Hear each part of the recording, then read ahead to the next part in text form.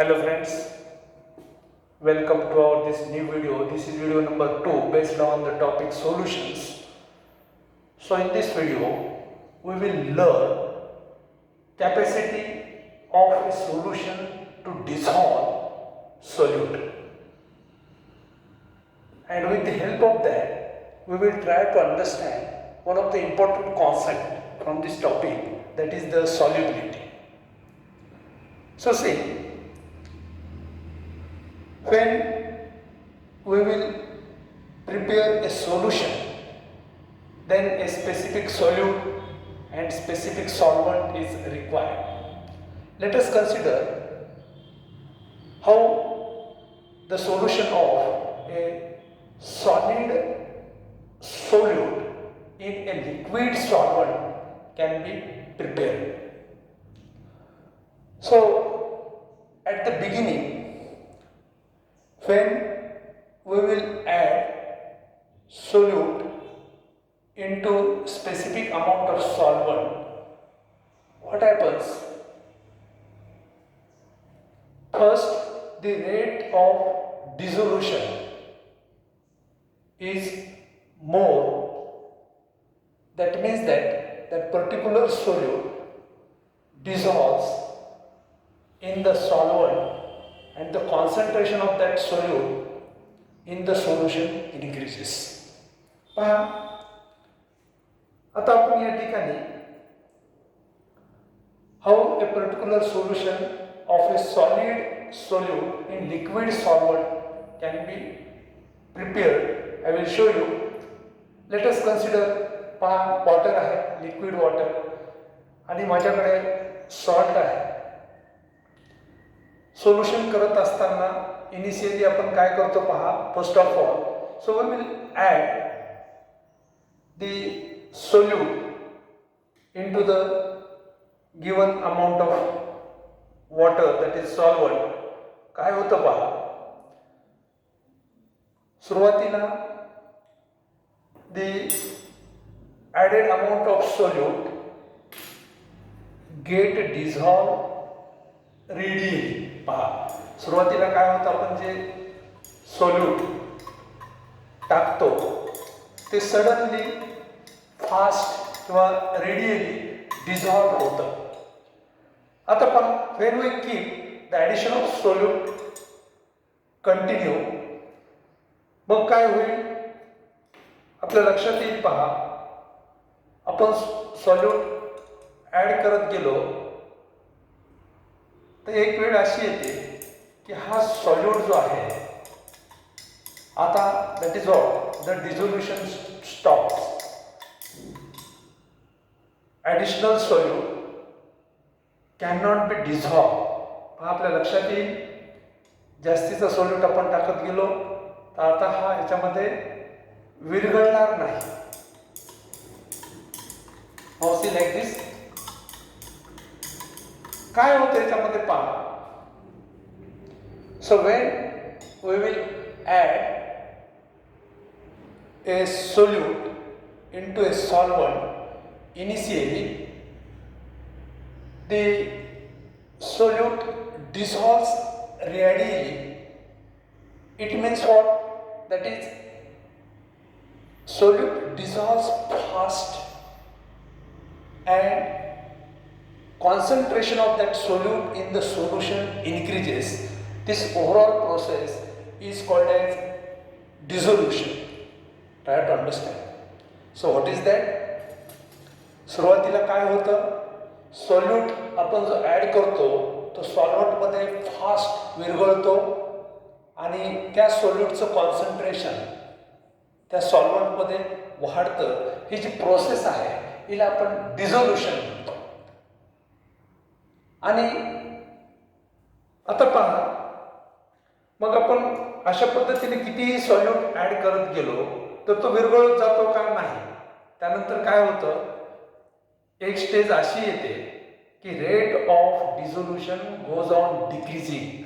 म्हणजे हा सॉल्यूट जो आहे आता याच्यात विरघळत नाही, किंवा that is the process of dissolution will stop. एक वेळ अशी येते की हे डिझोल्युशन स्टॉप होतं आणि आपल्याला इथे दिसेल that is some of the solute particles now settles at the bottom. पहा आता काही सॉल्यूट पार्टिकल जे आहेत या बीकरच्या बॉटमला पहा न विरघळता तसेच या ठिकाणी जमा राहतात. नेमकं काय होतं याच्यामध्ये पहा. That is what happens, some of the solute particles collides with the solute particles from the solution and they get separate from the solution. याच्यामध्ये एक रिव्हर्स प्रोसेस किंवा प्रक्रिया चालू होते. आपण जर when we keep the addition of solute continue, मग हा सॉल्यूट त्याच्यामध्ये डिझॉल्व्ह होत नाही. काही सॉल्यूट पार्टिकल जे आहेत हे त्या सोल्युशनमधल्या सॉल्यूट पार्टिकल्सवरती कोलाइड होतात and as a result of that so they get separate from that solution. They get separate from that solution. अशी ही रिव्हर्स प्रक्रिया होते आणि ते आपल्याला बॉटमला अशा पद्धतीनं खाली बॉटमला जमा झालेले दिसतात आपल्याला. याला आपण प्रेसिपिटेशन म्हणतो. होतं काय, so the reverse process takes place. That is some of the solute particles get separated from the solution and this process is called as crystallization. So while preparing solution, these two processes takes place simultaneously, dissolution and crystallization, which can be shown with the help of a chemical equation like this. A solute plus solvent, when solute dissolved in solvent, first of all dissolution takes place. That is, some solute particles get dissolved, concentration of the solute particles in the solution increases. This overall process is called as dissolution. After some time, if the addition of the solute is kept continue, then after some time these particles cannot be dissolved and they will be get separated from the solution in the form of the crystals. That is, the reverse process of crystallization occurs. तर ही जी overall process आहे पहा, dissolution आणि crystallization. So what happens, that is यालाच काय म्हणतो आपण chemically and equilibrium stage is reached or attained there. पहा काय होतं, when the rate of dissolution becomes equal to the rate of crystallization, that stage is called as equilibrium stage. यालाच आपण काय म्हणतो, इक्विलिब्रियम स्टेज म्हणतो. And at this equilibrium stage यालाच म्हणतात dynamic equilibrium. Because this is not the static equilibrium. Dynamic equilibrium म्हणजे काय होतं पहा, समजा 10 to 20 particles of solute dissolve होत आहेत सोल्युशनमध्ये. सायमल्टेनियसली हे 10 ते 20 पार्टिकल्स परत क्रिस्टलाइज होऊन क्रिस्टलच्या स्वरूपात त्या ठिकाणी जमा होतात. पहा, तर अशा पद्धतीनं जेवढे पार्टिकल्स सोल्युशनमध्ये रूपांतरित होतात सोल्यूटचे, तेवढेच पार्टिकल्स सोल्युशनला सोडून परत क्रिस्टल फॉर्ममध्ये येतात. आणि अशी प्रोसेस चालू राहते, म्हणून याला डायनॅमिक इक्विलिब्रियम असं म्हणतात. Not static but the dynamic equilibrium, and that can be shown like this. So in this case at this stage पहा, so when the dynamic equilibrium is attained there, so what is that? At this stage the concentration of the solute particles into the solution is constant for that given temperature. So what is the dynamic equilibrium? So this is the stage at which concentration of the dissolved solute particles is constant at that constant temperature in the given solute. So that is what the dynamic equilibrium. And at this stage, the maximum amount of solute is get dissolved there. पहा या ठिकाणी सॉल्यूटची जी मात्रा dissolve झालेली आहे ती maximum असते. पहा, so that is what in this case, so this is called as the saturated solution. पहा, यालाच काय म्हणतात, सॅच्युरेटेड सोल्युशन किंवा संतृप्त द्रावण. म्हणजे काय, पहा, saturated solution it contains the maximum amount of the solute particles. The maximum amount of the solute particles are present in the specified solvent at the given temperature. That is called as the saturated solution. आपण याला संतृप्त द्रावण म्हणतो की त्या ठिकाणी त्या सोल्युशनची जी capacity आहे सोल्यूटला अकोमोडेट करण्याची किंवा डिझॉल्व करून घेण्याची ही मॅक्झिमम क्षमता असते.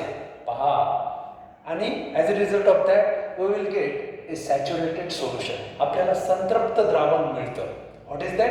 दॅट इज, आता पहा, या द्रावणाची सोल्युशनची सॉल्यूटला डिझॉल्व करून घेण्याची क्षमता ही फुलफिल झालेली असते. त्याच्यापेक्षा ॲडिशनल आलेला सॉल्यूट जो आहे डिझॉल्व न होता जशाच तसा राहतो. दुसरी गोष्ट, या स्टेजला मॅक्सिमम अमाऊंट ऑफ सॉल्यूट जो आहे हा त्या सॉल्व्हंटमध्ये डिझॉल्व झालेला असतो. आणि म्हणून पहा, याला सॅच्युरेटेड सोल्युशन म्हणतात. Saturated solution it contains the maximum amount of solute dissolve in specified solvent at the given temperature and this is nothing but the solubility of that solvent. पहा, यालाच काय म्हणतात, सॉल्युबिलिटी म्हणतात. पहा, यालाच काय म्हणतात, सॉल्युबिलिटी म्हणतात. आपण हे पुढे पाहणार आहोत. त्यापूर्वी पहा, सुपर सॅच्युरेटेड सोल्युशन.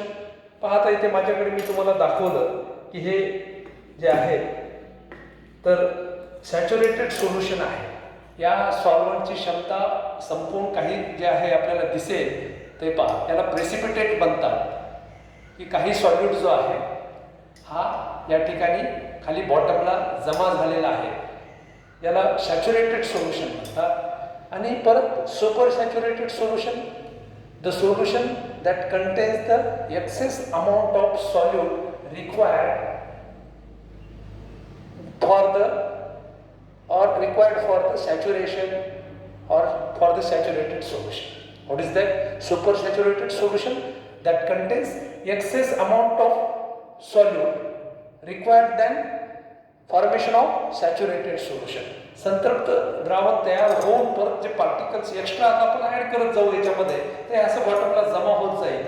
याला जे आहे तर सुपर सॅच्युरेटेड सोल्युशन म्हणतात. आणि परत a solution that containing the less amount of the solute than that of the required for the formation of saturated solution that is called as the unsaturated solution.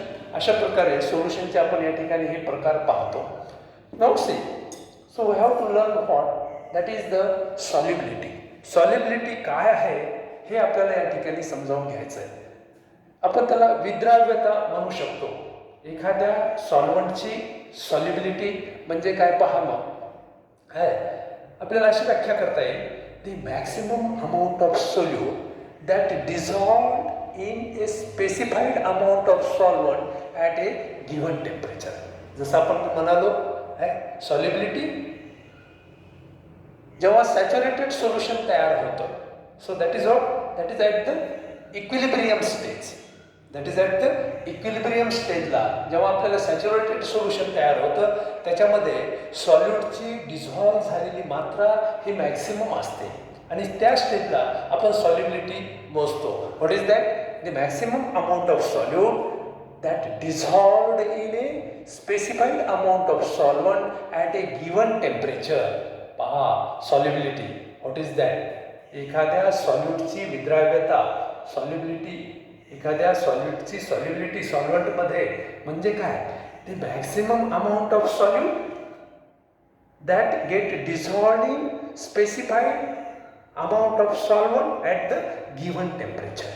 किंवा परत याची व्याख्या अशी करता येते, the solubility of a solute is its amount per unit volume of saturated solution at a specified और specific temperature. पहा, दुसरी व्याख्या अशी करता येते की सॅच्युरेटेड सोल्युशनमध्ये that is the amount of solute और solubility of a solute is its amount per unit volume. Saturated सोल्युशनमध्ये सॉल्यूटची अमाऊंट किती आहे पर युनिट व्हॉल्यूम, अमाऊंट किती आहे हे काढणं म्हणजे सुद्धा सॉल्युबिलिटी. पहा, सॅच्युरेटेड सोल्युशनमध्ये सॅच्युरेटेड सोल्युशन तयार केल्याच्या नंतर पर युनिट व्हॉल्यूम सोल्यूटची मात्रा काय आहे ह्याचं मोजमाप करणं म्हणजे सुद्धा सॉल्युबिलिटी. किंवा one more simple definition, solubility is nothing but the maximum concentration. Try to understand.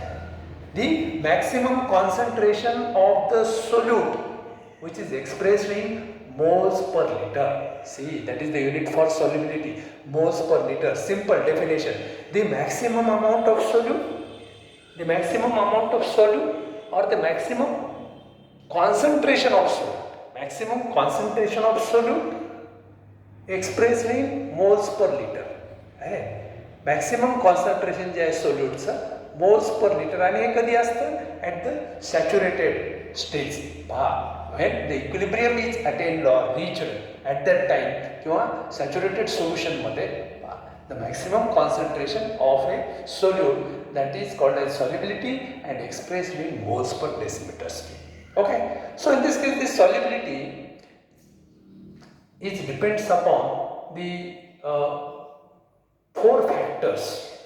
That is what the factors affecting the solubility. So that is one more important aspect. What is that? The factors which affect the solubility. So this solubility is depends upon the nature of solute and solvent. पहा, solute आणि solventचं nature कसं आहे, त्यांच्या नेचरवरती अवलंबून आहे. And second, temperature आणि pressure. So these are four factors. पहा, nature of solute, nature of solvent, temperature, pressure याच्यावरती सॉल्युबिलिटी डिपेंड असते. सो इन ब्रीफ आपण जर थोडक्यात पाहिलं, how solubility is depends upon the nature of solute and solvent. So in this case it follow the simple rule that is like dissolves like. आपण 11th ला study केलेला आहे. पहा, लाईक डिझॉल्व्स लाईक हा फॉर्म्युला या ठिकाणी आढळून येतो नेचर ऑफ सॉल्यूट आणि सॉल्वंटच्या बाबतीत.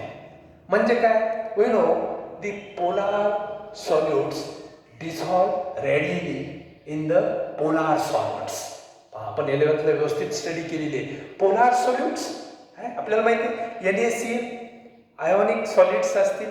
NaCl पोलार सोल्यूट आहे, NaCl पोलार सोल्यूट आहे. So it dissolves in polar solvent like that of water आहे. NaCl dissolves readily in water like dissolves light. बरोबर आहे. अशा पद्धतीनं पोलार सोल्यूट्स जर असतील तर ते पोलार सॉल्वंटमध्ये विरघळतात. Okay, and non polar solutes dissolves in non polar solvent. For example, cholesterol असेल, नॅफ्थेलिन असेल, so they dissolve in non polar solvent, means solvent other than water like that of benzene असेल, acetylene असेल, alcohol असेल, cholesterol असेल, naphthalene असेल, that is non polar substances dissolves in non polar solvent. बेन्झिनमध्ये ते dissolve होतात. Furthermore we know sugar dissolve in water, sugar dissolves in water. So this is because of it forms the intermolecular hydrogen bonding. पहा, water हे polar आहे, त्याच्यात sugar dissolve होते आपल्याला माहिती आहे.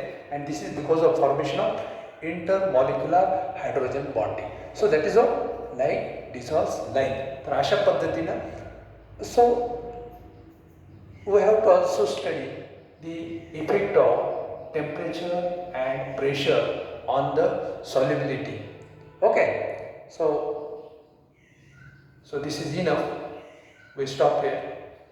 So thank you.